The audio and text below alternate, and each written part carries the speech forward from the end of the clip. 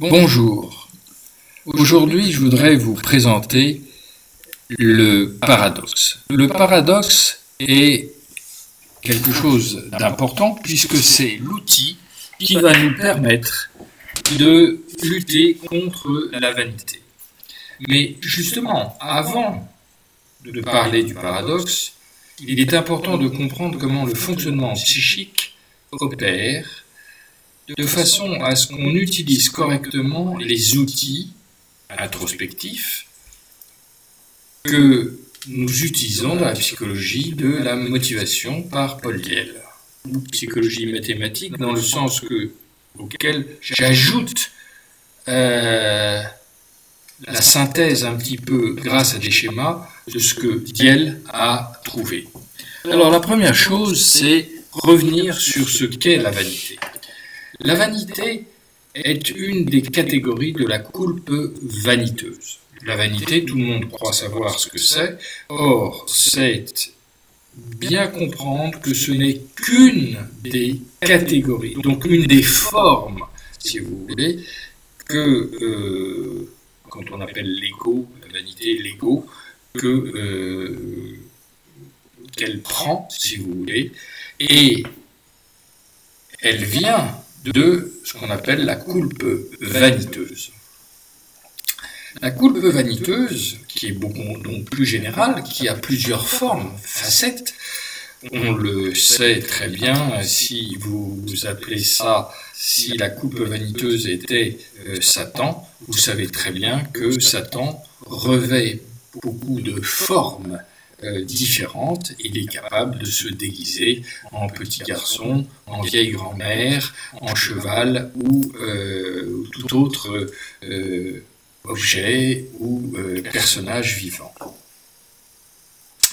Cette métamorphose de la vanité est très importante parce que si on veut l'attraper, eh bien, si vous voulez attraper un petit garçon qui se transforme en une vieille personne, vous allez chercher où est le petit garçon et vous n'allez pas pouvoir attraper ce petit garçon parce qu'il se sera transformé, il se sera mu en quelque chose d'autre, en quelque autre personne que vous n'allez pas reconnaître. Donc, la vanité, on va pouvoir l'attaquer, mais uniquement si on sait que ce n'est qu'une forme qu'elle prend. Alors la meilleure façon de s'opposer à un ennemi, c'est d'utiliser les mêmes armes que lui. La vanité est extrêmement retors, extrêmement rusée, et elle va il faut arriver à la démonter pour pouvoir utiliser les mêmes armes qu'elle. La coulpe vaniteuse est le refoulement de la coulpe vitale. Donc vous voyez, on remonte encore d'un cran. La coulpe vitale, c'est quoi? C'est le fait que nous ne sommes pas parfaits. Et que c'est grâce à cette imperfection, dans un sens, que nous évoluons, que nous allons progresser, que nous allons nous améliorer, et plus nous pouvons évoluer, et plus grande sera notre satisfaction. Et quelle que soit l'évolution qu'on va avoir, on aura toujours une certaine imperfection. Alors, si on ne veut pas accepter cette imperfection, si l'homme a toujours essayé de reculer les limites de la mémoire, du don d'ubiquité, de la possibilité donc de faire toujours plus. Et aujourd'hui, il est devenu fou, tout simplement, d'une part à cause du pétrole qui lui donne une force 1000 fois plus grande que celle qu'il a, et les ordinateurs et les mémoires des ordinateurs, avec la possibilité d'aller rechercher quelque chose dans des sommes gigantesques, infinies presque, en tous les cas à l'échelle humaine, de données et de connaissances déjà acquises. Eh bien, avec l'information d'un côté et d'autre part la puissance de l'autre, eh bien, l'homme se croit aujourd'hui tout permis, se croit être capable de remplacer Dieu, entre guillemets, de pouvoir faire ce qu'il veut, en fait, de reculer les limites de la mort, de reculer, etc., etc. Donc, il est vraiment dans une certaine folie qu'on peut commencer à voir chez les personnes extrêmement riches, les quelques-unes au monde qui sont extrêmement riches et qui disjonctent tout simplement parce qu'il n'y a plus de limite, quelle qu'elle soit. C'est impossible.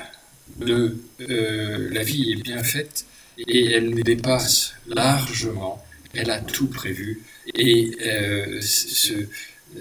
cette croyance qu'on peut dépasser toutes les limites et que nous n'en avons plus se retourne très rapidement contre nous.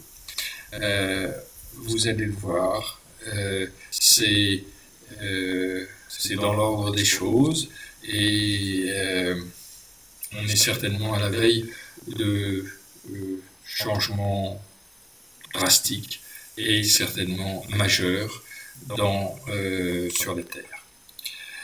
Ce à cause de la vanité que nous ne voulons pas contrôler.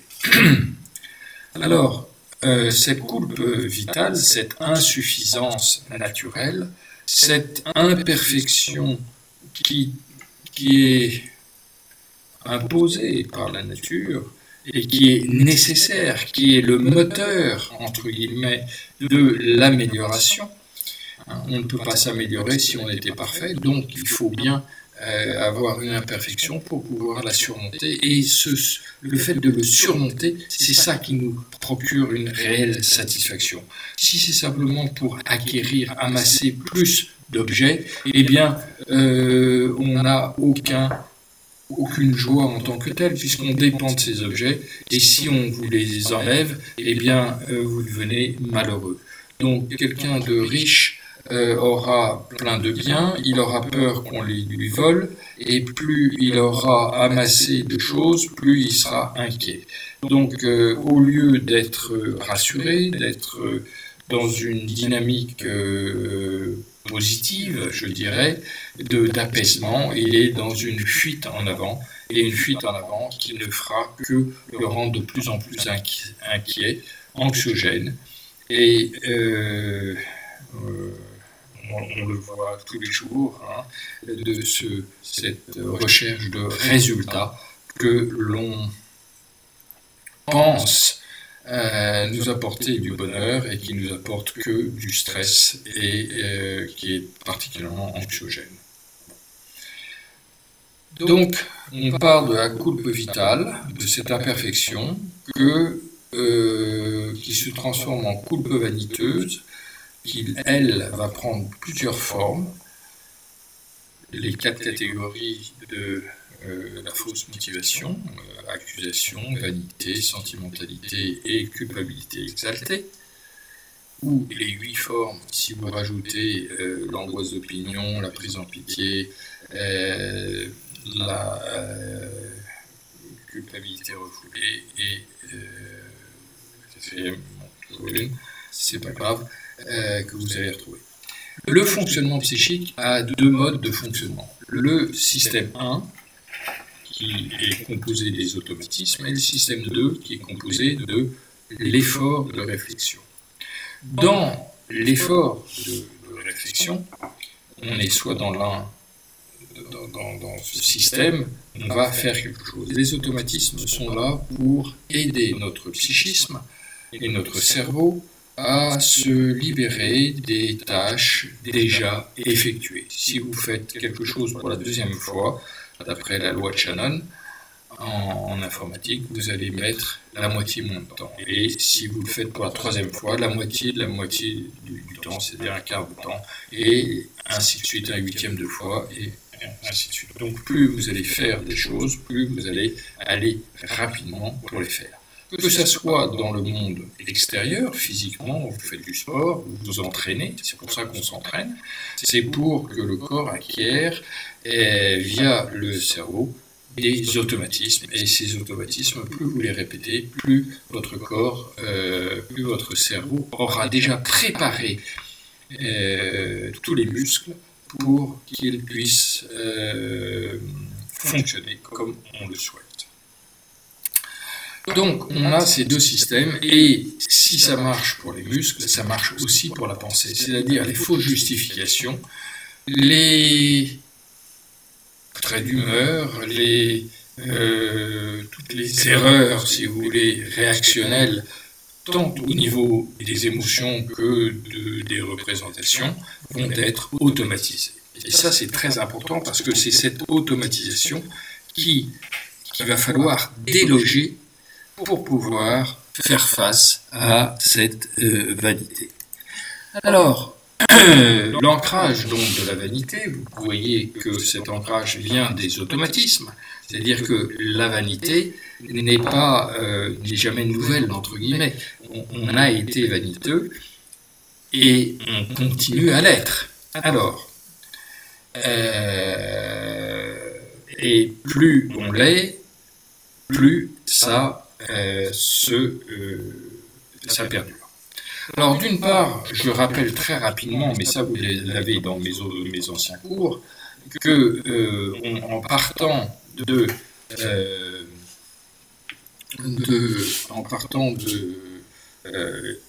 l'excitation, qui se transforme, les excitations qui viennent du monde extérieur via nos sens, ou la représentation imaginative de ce qu'on pourrait éventuellement voir, toucher, écouter et sentir, se transforme ensuite en vers, en désirs. Et ces désirs se transforment avec des fonctions psychiques, F1, F2, F3, F4 jusqu'à F6, se transforment en motifs. Ces motifs vont être des actionneurs de nos actions. Et on va passer d'un état initial à un état succédant, un état ultérieur. Donc on va transformer une excitation, va nous faire changer d'état intérieur, d'un satisfait à satisfait ou de satisfait à insatisfait. Et de cet état extérieur, nous allons avoir un feedback, un retour d'information qui va permettre de savoir si on a envie de recommencer ou pas recommencer ce qu'on vient de faire. Et là, tout est le problème. Est-ce que je serai objectif ou non pour juger de la qualité, de la satisfaction que j'ai obtenue en faisant quelque chose? Ça, on peut le faire via juste l'introspection, au niveau que vous voyez, au niveau de l'introspection, va permettre à l'opposé des cinq sens que nous avons, que nous avons, eh bien, va s'opposer aux cinq sens du monde extérieur vers le monde intérieur. Ça va être du monde intérieur vers le monde extérieur, c'est-à-dire que cette introspection va permettre, le DMA pour l'action successive, ce qui se passe dans le fonctionnement psychique, et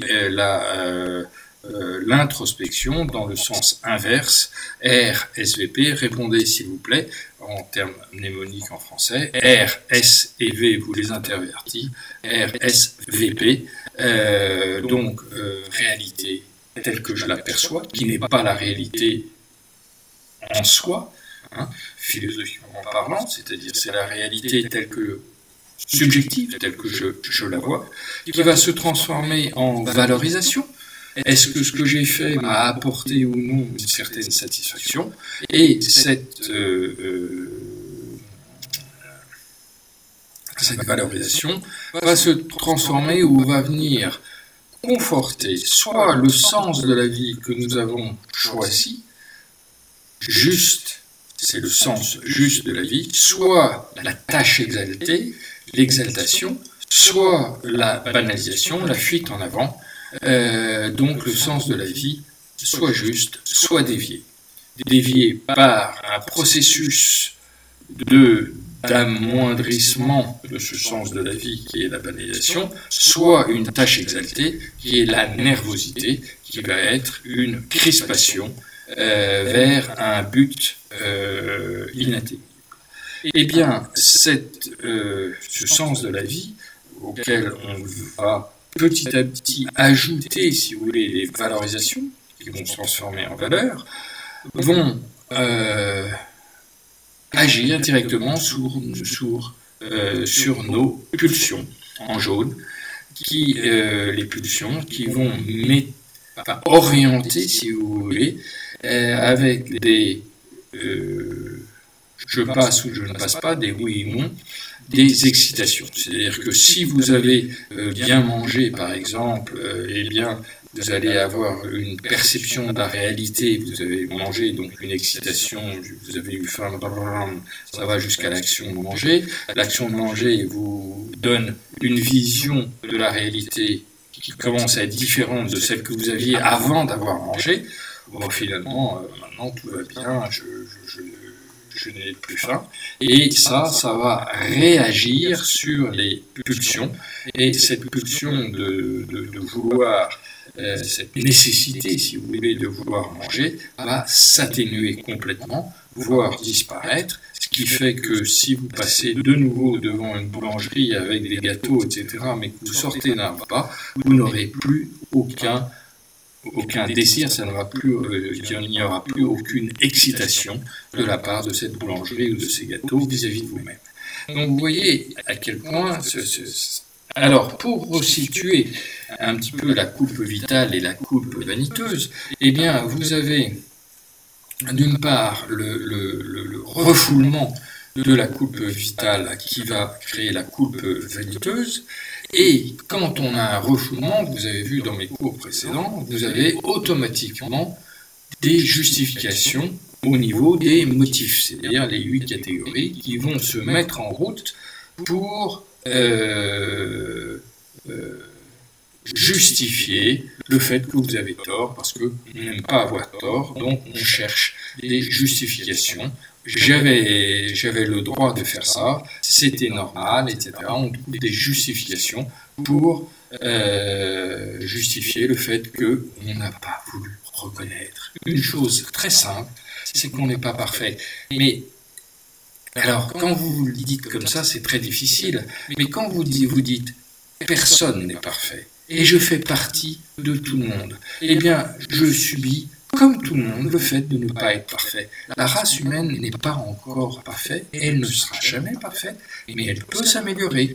On a fait des progrès, si je puis dire, en termes de sauvagerie par rapport au fur et à mesure des années.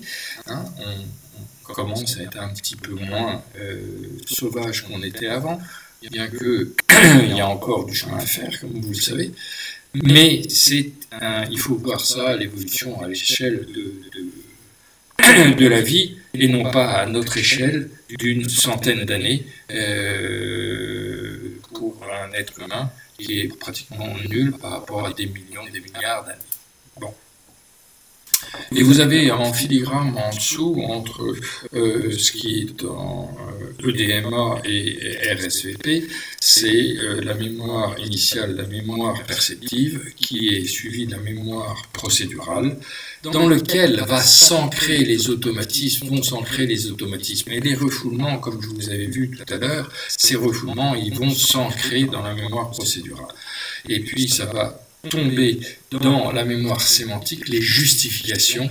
Là, c'est les ruminations qui se passent à l'intérieur de votre tête pour dire mais si j'avais raison, mais du reste je vais le prouver, et puis du reste ceci et cela, et on cherche des justifications à tout, des interprétations à ce qu'on a vécu, et on déforme tout, et on devient subjectif. Donc la soi-disant satisfaction qu'on a obtenue n'était pas une vraie satisfaction, elle était une pseudo-satisfaction. Et ayant un retour négatif, eh bien on va continuer, on va s'enferrer dans les erreurs qu'on a faites, et elles vont ne faire que augmenter. Est-ce que vous compreniez mieux? C'est une petite partie, je ne fais qu'aborder à peine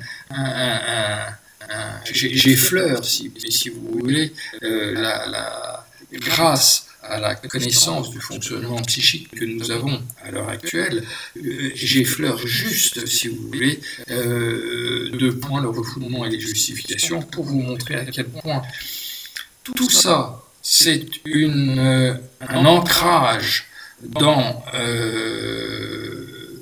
les automatismes, donc au niveau du cervelet, à cause de cette coulpe vaniteuse créée en nous. Alors maintenant, on peut passer avec quelques exemples sur le paradoxe. Le paradoxe, le refoulement, donc vous avez bien compris que c'est le refoulement qui va ancrer le fait que nous refusons de ne pas être parfaits dans la mémoire procédurale. Ça, c'est très très important de voir à quel point ce refoulement va créer des perturbations vraiment très très fortes. Et le paradoxe va permettre de déloger cet automatisme via l'humour. Il faut que ce soit quelque chose d'agréable. Vous ne pouvez pas vous refuser de ne pas être parfait. Entre guillemets, vous croyez que ça vous fait plaisir de croire que vous êtes parfait.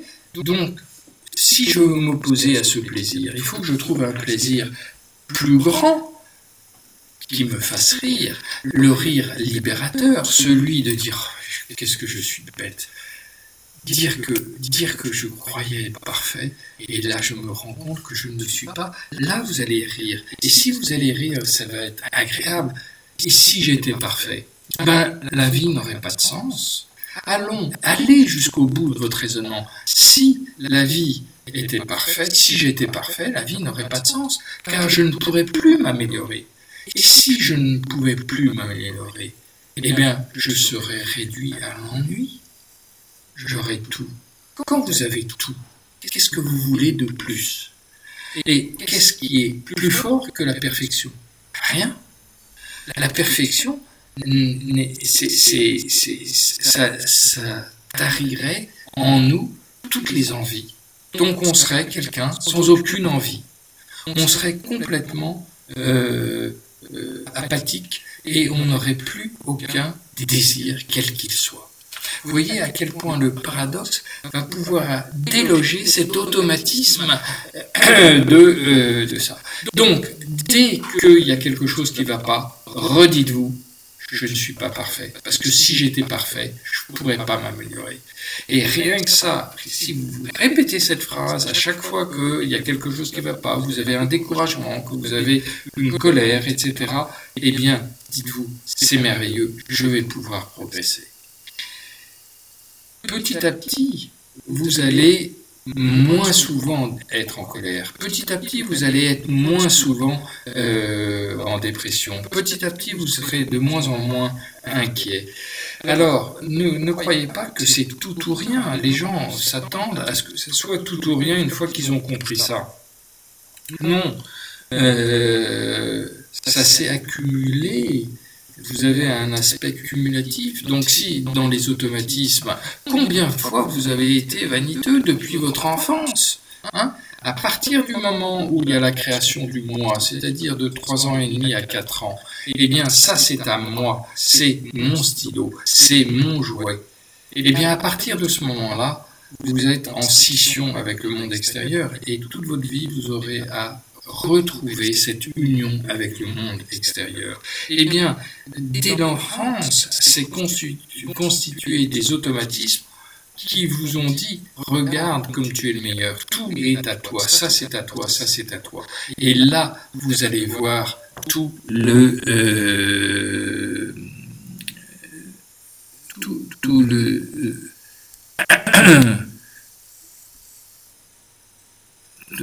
toute la conséquence que c'est ancré en vous et qu'il va falloir déloger tout ça. Alors, on revient donc sur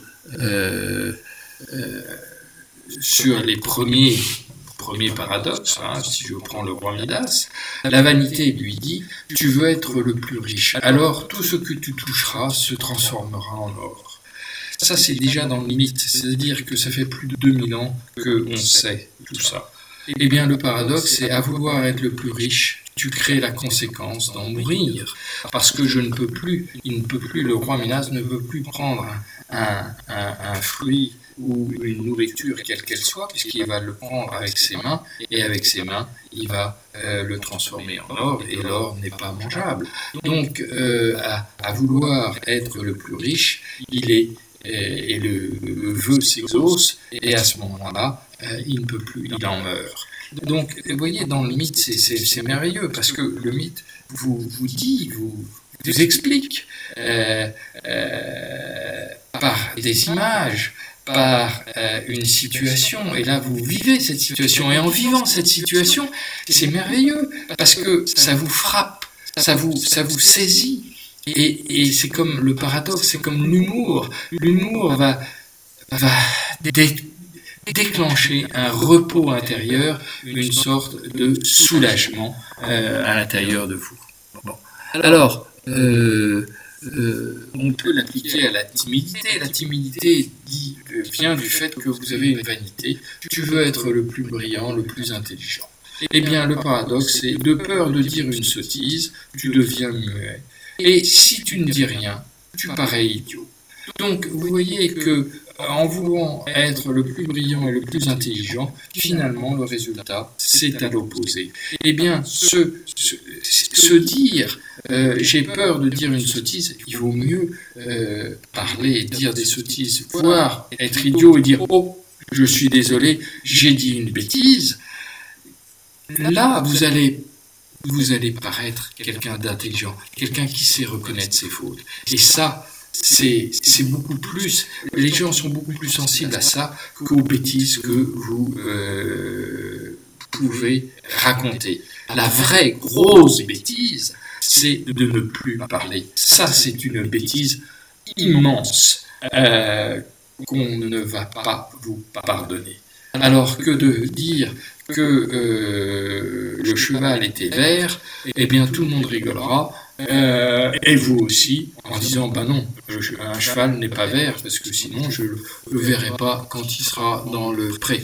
Hein. Bon, donc vous voyez, il faut s'inclure dans notre erreur, et si on s'inclut dans l'erreur qu'on est en train de commettre, on voit à quel point on est bête, et on sort de cette erreur. L'autre possibilité, c'est encore la jalousie, mais prenez n'importe quel défaut et vous allez avoir un paradoxe. La jalousie, c'est important parce que souvent, on ne sait pas comment l'aborder. La jalousie, c'est « tout devrait m'appartenir, car compte tenu de ce que je suis, j'y ai droit ». Eh bien déjà dans cette phrase, vous allez pouvoir l'analyser en disant il y a déjà 3 erreurs dans cette phrase. C'est déjà pas mal, hein. Avec 3 erreurs, on fait pas mal de bêtises. Bon, d'une part, ce désir de possession, cette première erreur, tout devrait m'appartenir. Comme si le monde extérieur devait nous appartenir. Mais le monde extérieur ne peut pas nous appartenir, pour la bonne et simple raison que qui que ce soit que vous soyez, vous allez mourir. Donc il y a bien un moment donné où tout ce que vous aurez accumulé comme richesse, etc., château, voiture, et être humain, etc., esclave, tout ce que vous voulez, s'éteindra à votre mort, donc ne vous appartiendra plus. Et si vous me dites, ça fait rien, j'en aurais profité, ben non, vous n'en aurez pas profité, parce que sans effort et sans se faire croire toute sa vie que ça vous appartient, et le jour où vous allez mourir, ça va être une déchirure intérieure, mais immense, hein, parce que tout d'un coup, vous allez réaliser que rien ne vous appartient. C'est intéressant de voir les gens qui meurent.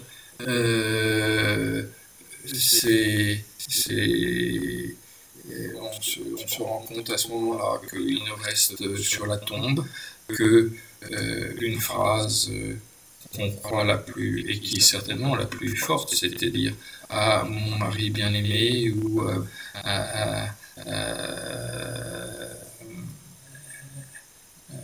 mon père, à ma mère. Bon.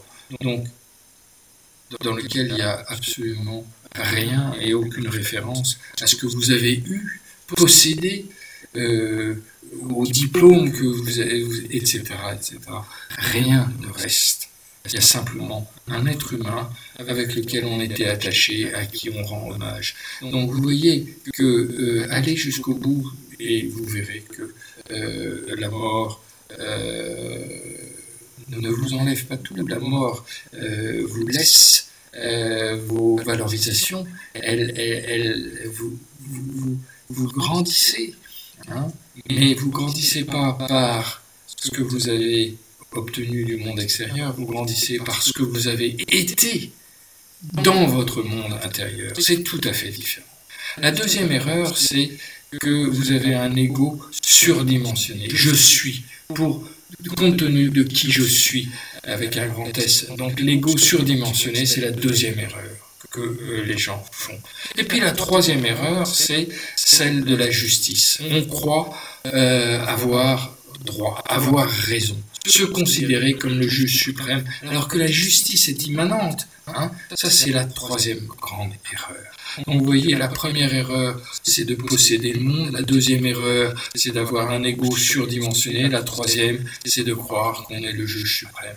À regarder et vouloir ce que d'autres ont, tu oublies qui tu es vraiment. Tu deviens fou de jalousie. Tu deviens celui qui,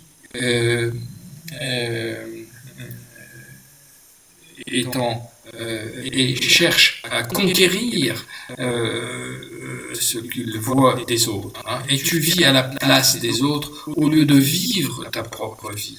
Et dans ce cas-là, si ce n'est pas une rêvasserie imaginative qui crée à ce moment-là une insatisfaction énorme. Bon, alors on va interpréter. Hein, les gens jaloux interprètent ce que les autres disent, pensent, font, etc. Et nous mourrons à petit feu de ces interprétations fausses du monde extérieur. On interprète que les gens sont contre nous. On interprète que ce n'est pas possible. Et regardez à ce moment-là à quel point vous allez avoir une confrontation avec la réalité qui va vous créer une insatisfaction énorme. Hein, parce que le décalage entre la réalité et l'imagination, donc ce décalage, eh bien, cette grandeur-là, c'est la mesure de votre insatisfaction. Donc, quand vous êtes insatisfait, c'est que vous avez imaginé que ça serait comme ça, alors que c'est autrement dans la réalité. Eh bien, ce décalage entre la réalité et l'imagination crée cette énorme insatisfaction que je vous propose de réduire par l'humour et le paradoxe, qui est l'arme de la vanité, qui vous fait croire que, prendre des vessies pour des lanternes, qui vous fait croire que vous êtes le plus riche, le plus beau, le plus intelligent, alors que, non pas il n'en est rien, mais il n'en est pas autant que vous le croyez. Voilà, eh bien écoutez, je vous remercie de votre attention et puis je vous souhaite une bonne journée.